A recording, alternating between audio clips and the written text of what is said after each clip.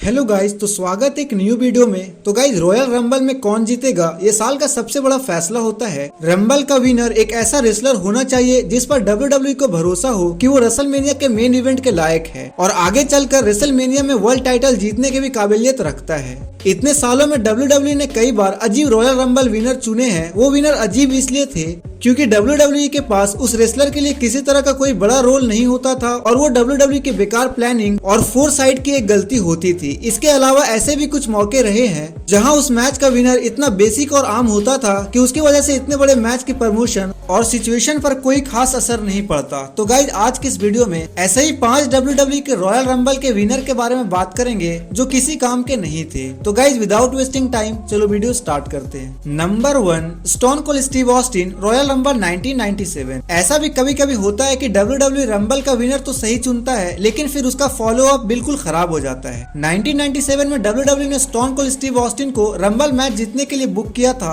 और ये बिल्कुल सही मूव था। एक हील के तौर पर ऑस्टिन का काम शानदार था और वो धीरे धीरे पूरे रेसलिंग इंडस्ट्री के टॉप रेसलर बनते जा रहे थे। एक अजीब मूव के चलते ऑस्टिन को रेसलमेनिया 30 में टाइटल जीतने का मौका नहीं मिला और इसकी जगह उन्हें इन योर हाउस के फाइनल 4 में जगह दे दी गई।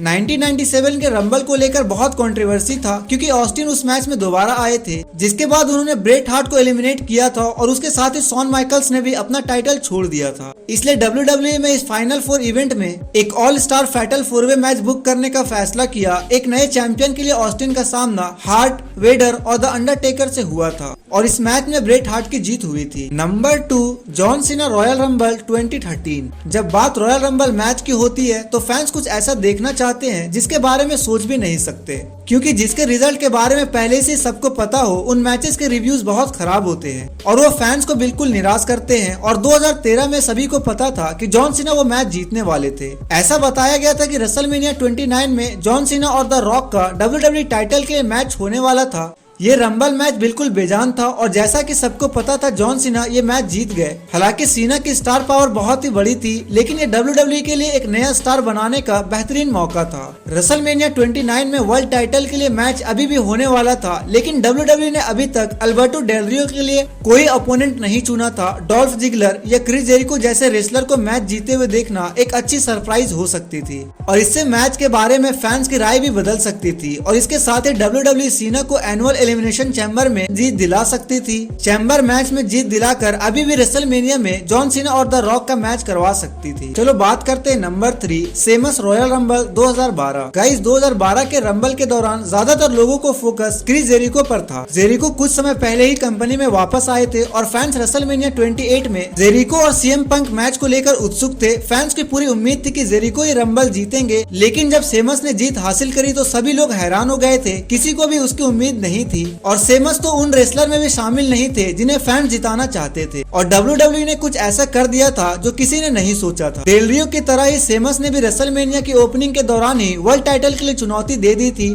और ये मैच केवल 18 सेकंड तक ही चला था। सेमस ने डैनियल ब्रायन को हराकर वर्ल्ड टाइटल जीत लिया था, जो कि एक यादगार लेकिन इनफेमस पल बनकर रह गया। सेमस के रंबल की जीत और फिर उनके वर्ल्ड टाइटल के रन के साथ दिक्कत ये थी कि WWE कभी भी सेमस को असली वर्ल्ड चैंपियन की तरह दिखाना ही नहीं चाहती थी। सेमस ने वर्ल्ड टाइटल के तौर पर एक मेन इवेंट और एक सिंगल पेपर व्यू मैच जीता था और उनके ज्यादातर फ्यूड्स, खास करके डेल रियो के साथ के मैचेस कुछ ज्यादा ही लंबे होते थे, जिसके दौरान फैंस बिल्कुल शांत रहते थे। चलो बात करते नंबर 4, आसुका, रॉयल रंबल 2018। वुमेन्स का पहला रॉयल रंबल काफी सफल रहा था लेकिन ध्यान से देखा जाए तो आसुका को उस मैच को जीतना बेतुका था। आसुका ने जब शार्लेट को रेसलमेनिया 34 के लिए चुनौती दी थी तब भी वो अनडिफिटेड थी और WWE के सबसे बड़े कंट्रोवर्शियल फैसलों में से एक था जब WWE ने सबसे बड़े स्टेज पर आसुका को शार्लेट के हाथों हराने का फैसला किया। ये आसुका के सभी फैंस के एक बेइज्जती थी और WWE ने आसुका के रॉयल रंबल की जीत को बस शार्लेट को रेसलमेनिया 34 तक लाने के लिए इस्तेमाल किया था।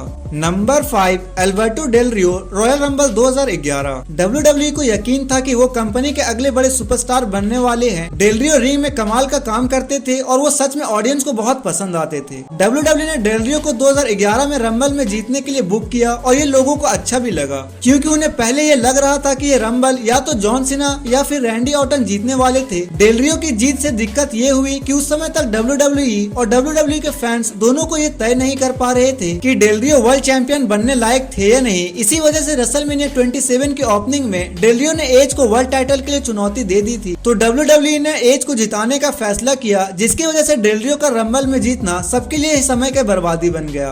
उस समय रेसलमेनिया की ओपनिंग मैच में ही रंबल के विनर का मैच करवाने के फैसले की वजह से ही WWE को बहुत आलोचना हुई, क्योंकि ये साफ हो चुका था कि WWE को डेल रियो और एज के इस वर्ल्ड टाइटल मैच में कुछ खास नहीं दिखा था।